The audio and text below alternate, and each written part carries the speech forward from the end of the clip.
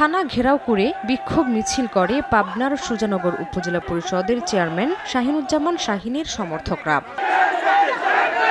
সোমবার রাত 12টার দিকে সুজানগর উপজেলার চর ভবানীপুরের নির্বাচনী এলাকা থেকে প্রায় 23 লাখ টাকা সহ উপজেলা আওয়ামী লীগের সাধারণ সম্পাদক ও বর্তমান উপজেলা চেয়ারম্যান শাহিনুজ্জামান শাহিন ও তার 10 জন সহযোগীকে আটক করে র্যাব। এ সময় উপজেলা নির্বাচনী কাজে ব্যবহৃত একটি গাড়ি ও 22,82,700 টাকা জব্দ করা হয়। তার বিরুদ্ধে অভিযোগ, টাকার বিনিময়ে ভোটারদের প্রভাবিত করছেন তিনি।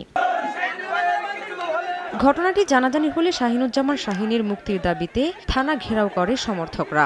বিজয় সুনিশ্চিত জেনে একটি কুচক্র মহল এই ষড়যন্ত্রে লিপ্ত হয়েছে। ওনার নিশ্চিত ওনার জয়, যার কারণে উহাব ষড়যন্ত্র করে পুলিশের কিছু টাকা দিয়ে এই ভালো মানুষটাকে ধরে দিয়েছে।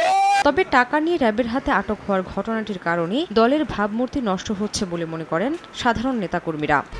1, 2, 3 ঢাকায় জমি জিতে নিন 100% ক্যাশব্যাক সহ 20 কোটি টাকার পুরস্কার। 5 বছর আগে তার কোনো টাকার ছিল না, এত দ্রুত তার এত টাকা কোথা থেকে আসলে? তার যে সম্পত্তি তার ম্যাক্সিমামটাই অবৈধভাবে সে উপার্জন করেছে। উপজেলা আওয়ামী লীগের সাধারণ সম্পাদক, সেই সাথে উনি আওয়ামী লীগকে কলঙ্কিত করেছেন। আমি আওয়ামী লীগের ঊর্ধ্বতন যারা আমাদের নেতা তাদের কাছে ওনাকে বহিষ্কারের দাবি জানাই। আটকের ঘটনাটি জেলা রিটার্নিং কর্মকর্তাকে জানানো হয়েছে। এ ব্যাপারে আইনগত ব্যবস্থা গ্রহণ করা হবে বলে জানায় র্যাব। এই বিষয়টি রিটার্নিং অফিসারকে অবগত করি। এখন রিটার্নিং অফিসারের পরবর্তী নির্দেশক্রমে আইনানুগ ব্যবস্থা প্রক্রিয়াধীন রয়েছে।